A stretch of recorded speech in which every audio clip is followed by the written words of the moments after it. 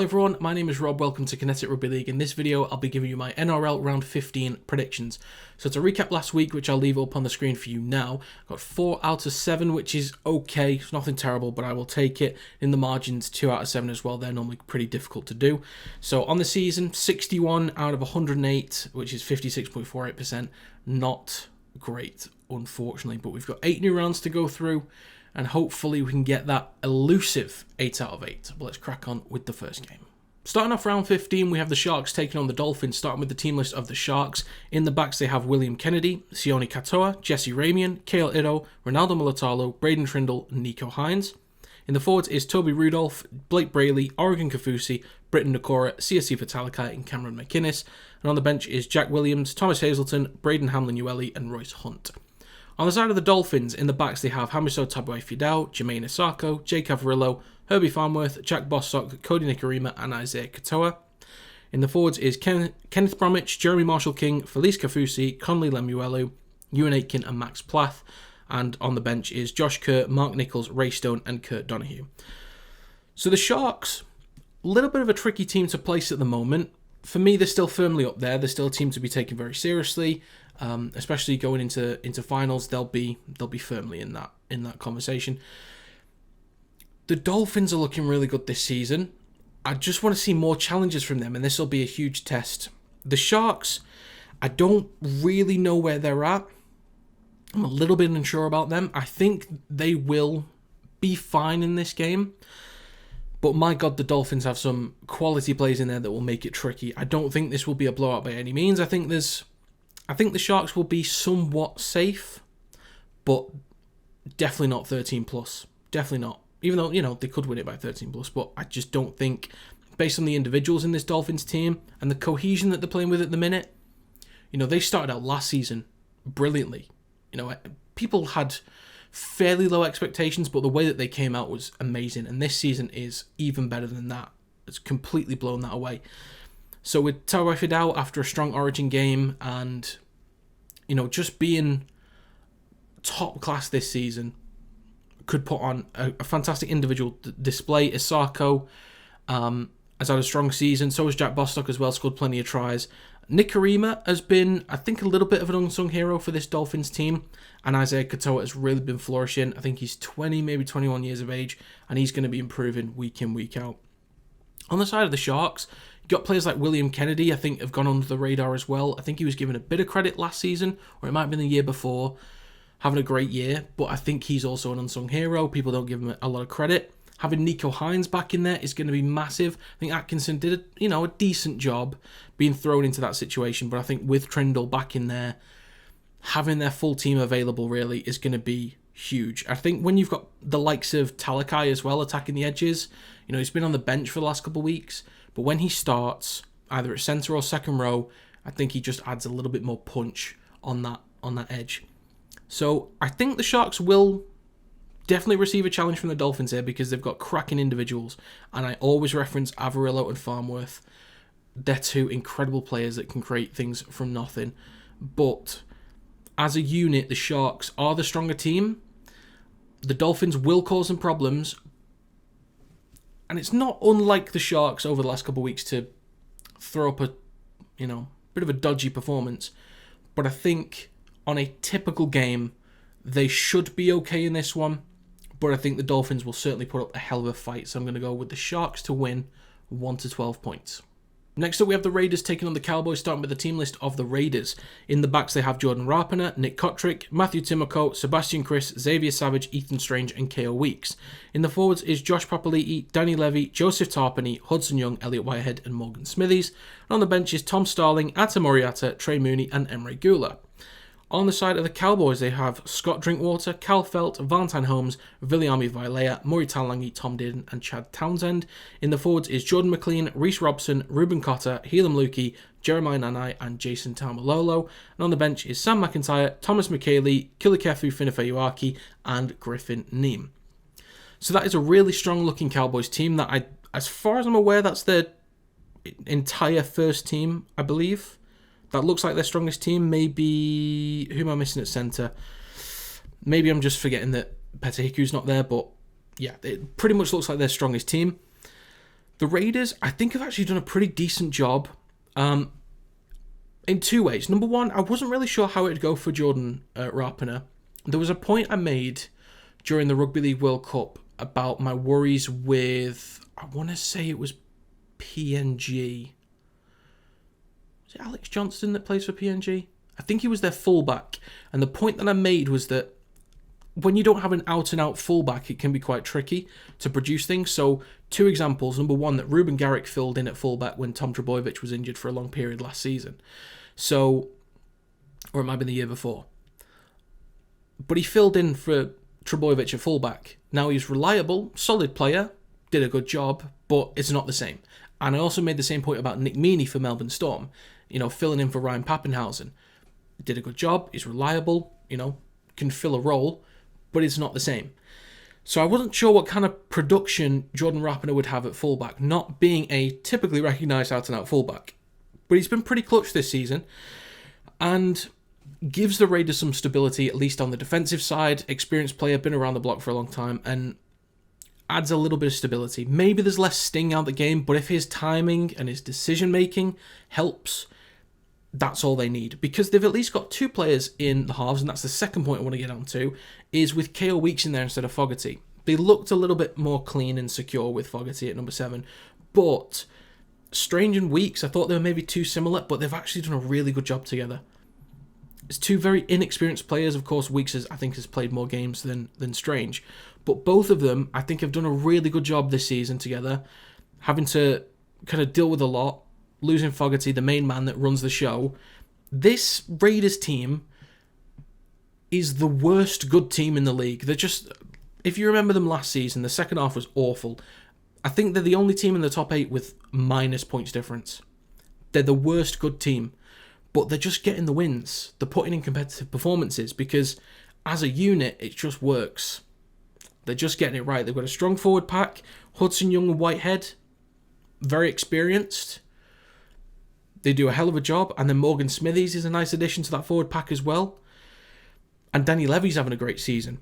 You look at the Cowboys, fantastic attacking team, but defensively really, really poor.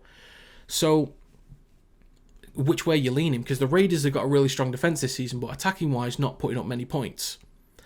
And what's that famous saying? I think the famous saying is, attack wins games, defence wins championships. So, based on that concept alone, the Cowboys would be winning this game because of their attack compared to the Raiders' defence. But I think, aside from the 3-game win streak that the Cowboys had before last week, I still don't know what Cowboys team we're going to get. And they're still underachieving. Even with those 3 wins, I think performance-wise, some moments could have been better. But I like what the Raiders have been doing. And I think defensively, they'll be able to do enough against this Cowboys team that can be shaky in some weeks when we expect more of them. So I'm going to go with the Raiders to win 1-12 points. Next up, we have the Rabbitohs taking on the Broncos, starting with the team list of the Rabbitohs. In the backs, they have Latrell Mitchell, Alex Johnston, Tane Milne, Richard Kenner, Jacob Gagai, Jack Whiten, and Cody Walker. In the forwards is Davey Moale, Damien Cook, Sean Kepi, Michael Cheekham, Jai Arrow, and Kian Kalamatangi. On the bench is Peter Mamouzelis, Talis Duncan, Cameron Murray, and Tom Burgess. On the side of the Broncos, in the backs, they have Tristan Saylor, Corey Oates, Katoni Staggs, Selwyn Cobbo, Dean Mariner, Ezra Mam, and Jock Madden. In the forwards is Corey Jensen, Billy Walters, Payne Haas, Brendan Piacora, Jordan Rickey, and Patrick Carrigan. On the bench for the Broncos is Tyson Smoothie, Xavier Willison, Kobe Hetherington, and Jack Gazewski. This is a very interesting game for me, a very interesting one, because on the face of it, the reason why this is such a tricky one is that we will instantly say, look, the Broncos are just the better team than the Raiders. Not the Raiders, Jesus Christ, the Rabbitohs. They are the better team. I thought of R and Green, and I went with Raiders. They're a much better team than the Rabbitohs this season. But on current form, Broncos have lost the last 2, and the week before that, they only just about beat the Sea Eagles, who they should have been a bit more comfortable against. The Rabbitohs have won 2 on the bounce. The spine of the Rabbitohs is looking good. Latrell is playing some good rugby with some great energy at the minute. Jack Whiten understands the number 6 role perfectly. Cody Walker is doing a great job at number 7, and Damien Cook at his best with that speed through the middle of the park at number 9 is quality. Absolute quality. The Rabbitohs are really starting to click. I am starting to worry about the Broncos at the moment. I think Tristan Sailor can do a job. He came in a few weeks ago. I can't remember against who. But he came in and did a pretty solid job. He had a great game. But I think with Jock Madden in there, takes a bit of sting out of the control that Adam Reynolds would normally bring. Ezra Mam's having a great season, but there's only so much that he can do on his own. I think the likes of Selwyn Cobbo and Katoni Staggs will be very important for the field position battle, attacking the edges, because normally they'd rely on Reece Walsh to do it. They'll be relying on Tristan Sailor to do it. Of course, they can rely on Payne Haas through the middle as well. His carries are insane. Brendan Piacora's having a great season down the left edge. I think Ricky's been a little bit quiet this year on the right edge. But I think that's mainly down to them actually attacking the left edge more. Part of that might be because Selwyn Cobbo's over on that side. They want to give him the ball as well. And I think Walsh, favours that left-hand side a little bit more. And Patrick Carrigan's doing a great job through the middle. But as a unit, the Broncos are too weak for me. They'll take a lead and they're too weak-minded. It could be off the back of scrums in front of their own try line. It could just be off, just defending that short layoff to the prop forward. I don't know. There's some things about that defensive structure of the Broncos right now just a bit of a question mark for me. And I actually really, really like what the Rabbitohs are doing. They've got their best possible spine. And that spine that they've got there with Mitchell, Whiten, Walker and Cook looks significantly better than Sailor, Mam, Madden and Walters. And I think they can compete in the forwards. The Rabbitohs can compete in the forwards with anybody. The fact that they can bring on Cameron Murray and Tom Burgess is ridiculous. I think the Rabbitohs are firing, but I'm not going to completely put it past the Broncos to make it competitive. But I genuinely think the Rabbitohs have got this one. I think they can actually do it, and it'll be a huge upset, and then the panic will begin for the Broncos. So I'm going to go with the Rabbitohs to win 1-12 points. Next up, we have the Tigers taking on the Titans, starting with the team list of the Tigers. In the backs, they have Jerry Mbula, Alex Lobb, Brent Naden, Justin Olam, Charlie Staines, Aiden Caesar, and Api Coruscant. In the forwards is Stefano Otokamanu, Talon De Silva, Alex Twal, Fanua Pole, Samuel Afenu, and Justin Matamua. On the bench is Alex Seyfarth, Sione Fainu, Ruben Porter, and Solomona Fartape. On the side of the Titans, in the backs, they have Keno Kinney, Alifiana Khan Pereira, Brian Kelly, Philip Sammy, Jojo Fafita, Jaden Campbell, and Kieran Foran. In the forwards is Moeki Fotueka, Chris Randall, Josiah Pahulu, David Fafita, Bo Fermor, and Cleese Haas. And on the bench is Sam Verrills, Isaac Liu, Keenan Palacia, and Erin Clark. For me, the biggest concern is no Galvin. Also, with no Sullivan, he's done some good things when he's played this season, but I think the combination of Galvin and Caesar is their best 6 and 7 pairing. Api Coruscant at 7 is not the end of the world, because we have seen, especially from dummy half, that his kicking game is solid and he can throw in a few 40-20s in there. So I think his kicking game is something that the Tigers can rely on, but I'm more concerned about the run game here. And as long as they get the ball in the hands of Bula a lot, then fair enough. But I think without Galvin, it could be an issue. De Silva, I'll need to learn more about him as we go. But he's someone that I'm gonna pick up on. But on the side of the Titans, when they've had changes to that spine, they've dealt with them extremely well. And now they have a bit more clarity. With Kinney, very young lad that's going to continue to improve week in, week out, but is already doing some really good things. I think Jaden Campbell, really solid at number 6. Don't know really what his best position is. I don't know if fullback or 6 is his best position. But if Kieran Foran's taking on the kicking game, Campbell can really take on the run game. Just be free, do what he feels like doing, and just read the game as he goes. Just pick things up here and there, let the experienced 4 and just take on the kicking game.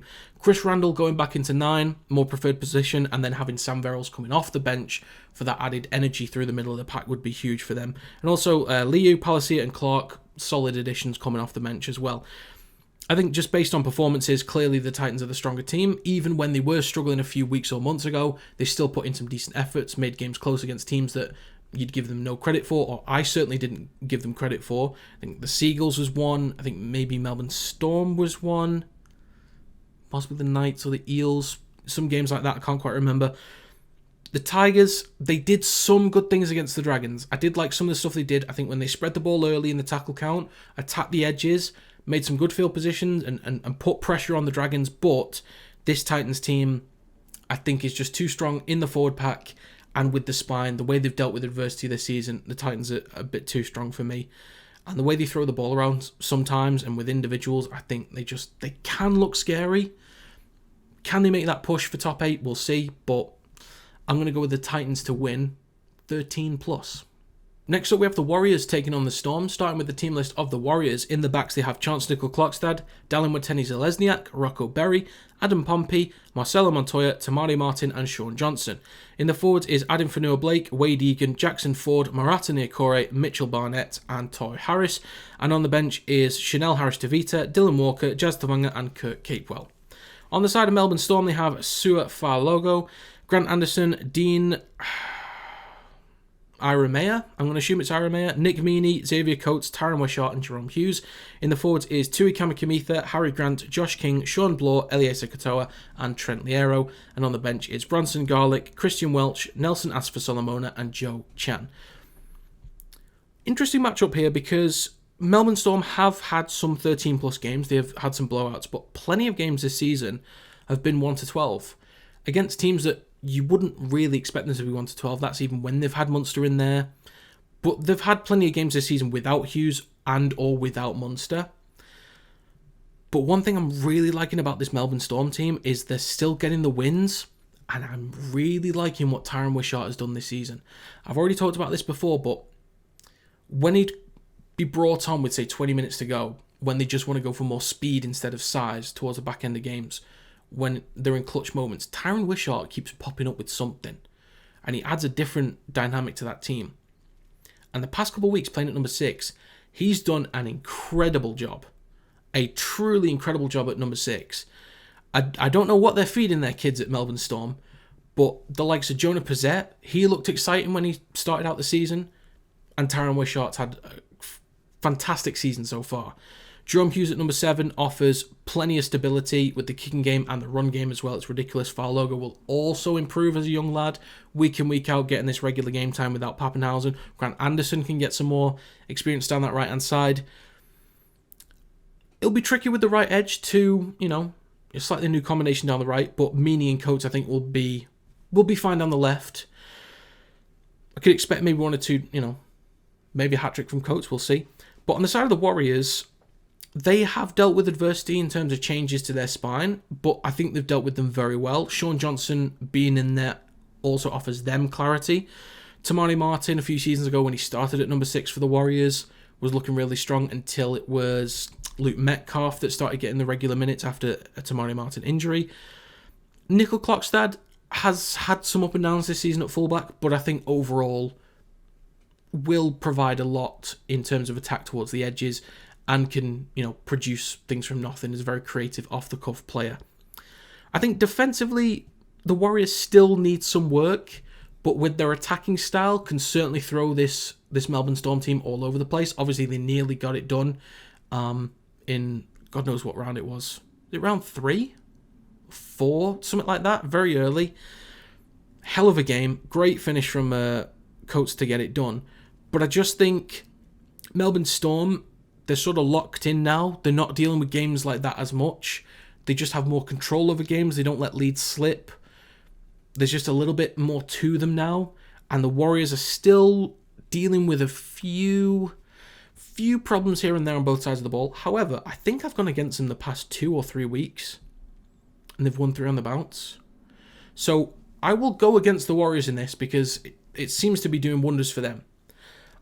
I do think Melbourne Storm will win, but again, I've been going against the Warriors and they win. So, Warriors fans, I'm doing this for you. I'm going to take Storm to win 1-12 points. Next up, we have the Eels taking on the Roosters, starting with the team list of the Eels. In the backs, they have Clint Gutherson, Mike Acevo, Will Penasini, Sean Russell, Blaise Talangi, Dylan Brown, and Mitchell Moses.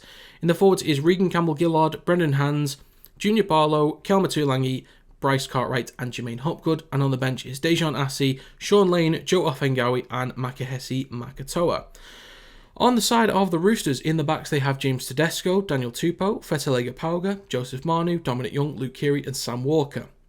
In the forwards is Jared Warrior-Hargreaves, Connor Watson, Lindsay Collins, Angus Crichton, Victor Radley and Nafahu White. And on the bench is Sandon Smith, Spencer Leniu, Nat Butcher and Terrell May.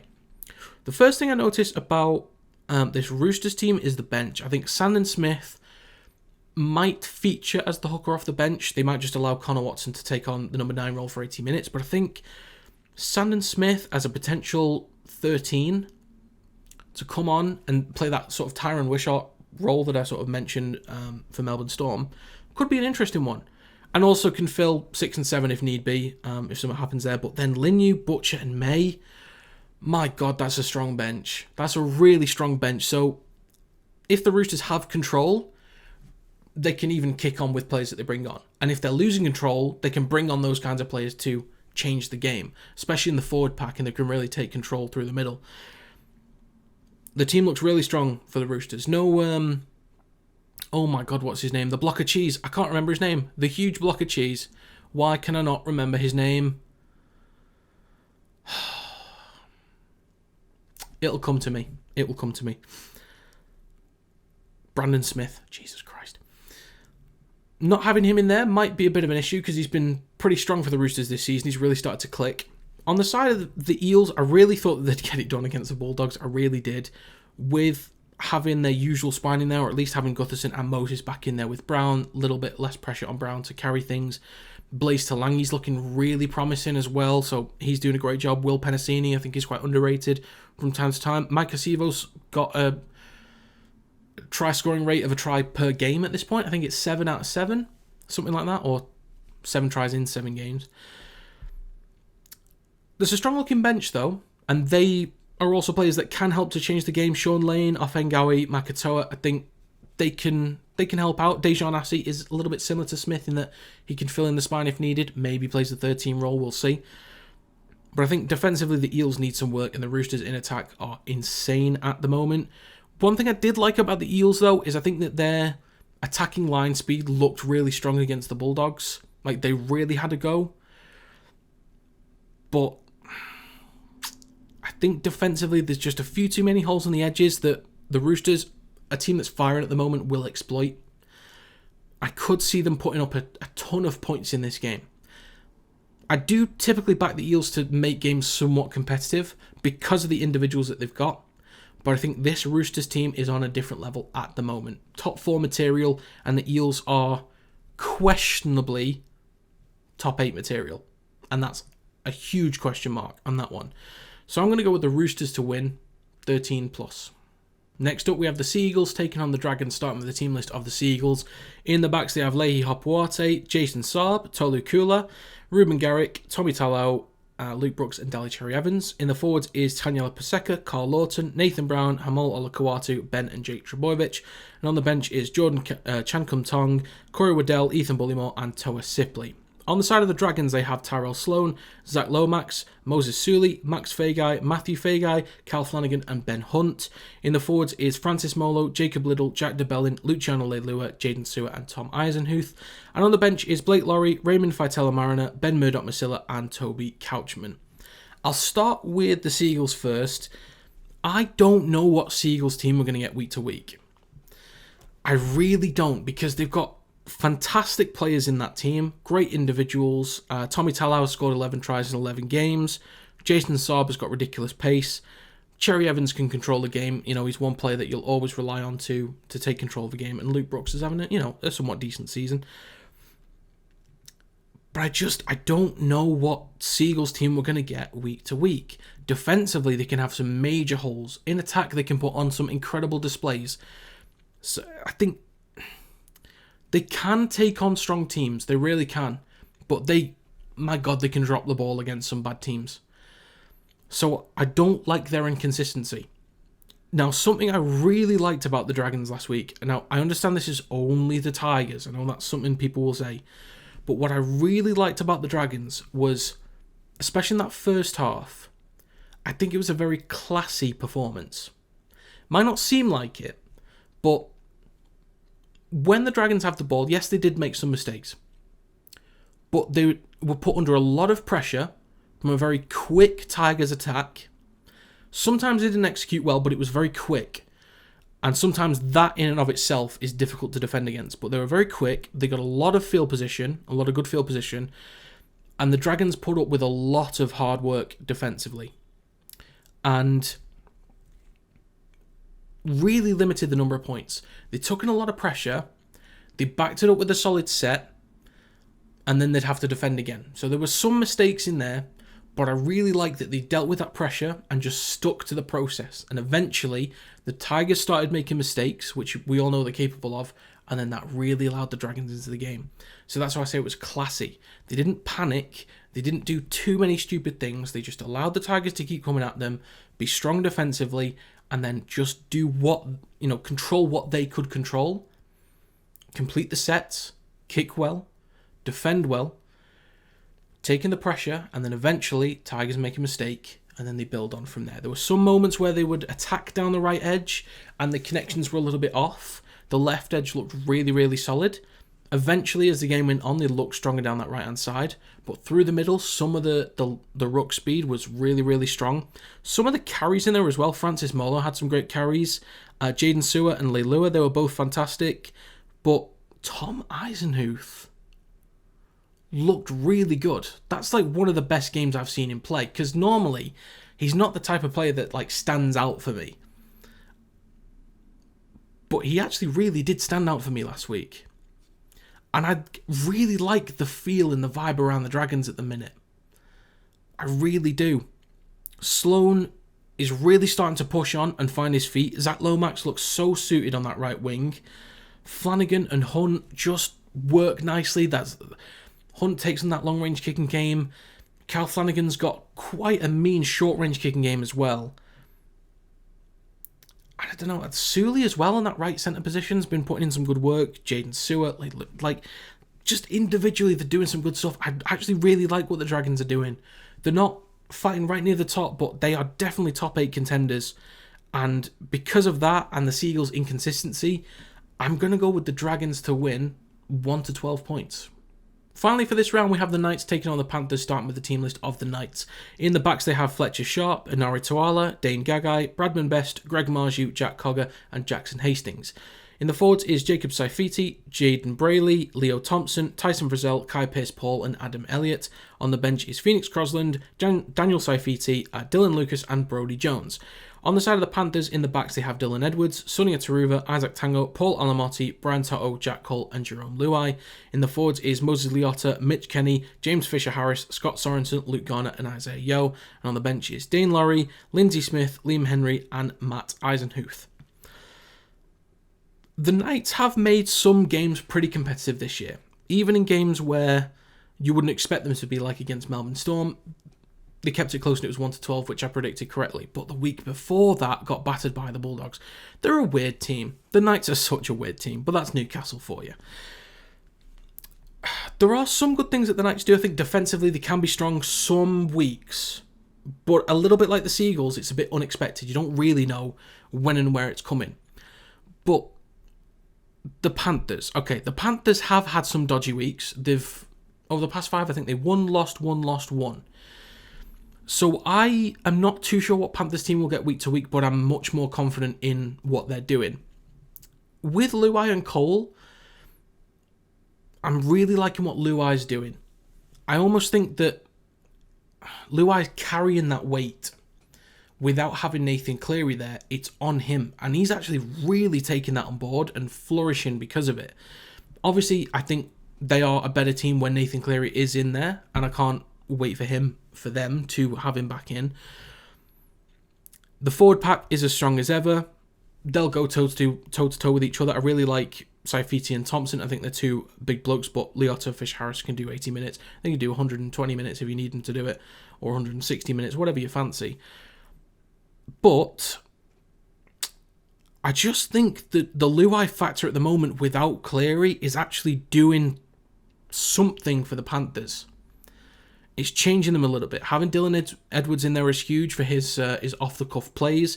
I think that backline of Taruva, Tango, Alamotti, and Toto has been working wonders. Some defensive decision making is off from time to time, but for the most part looks really solid, and in attack they're flowing as freely as they normally do. Jack Cole's had some good moments here and there, still need to see a bit more from him, but Jerome Luai is really taking on that responsibility. Another point, if you will price, you've got to be feeling so pissed. The fact that you're going into a team with so many players in the spine, Ponga gets injured, and then Armstrong comes in.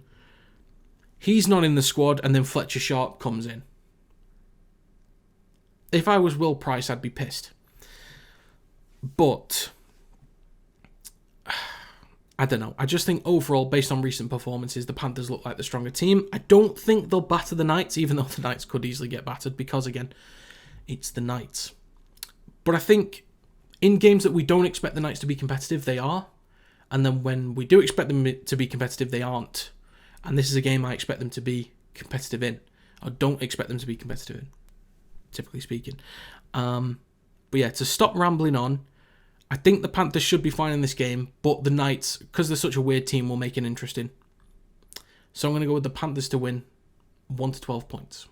So to recap my predictions for this week, I'm going to take the Sharks, Raiders and Rabbitohs all to win 1 to 12 points.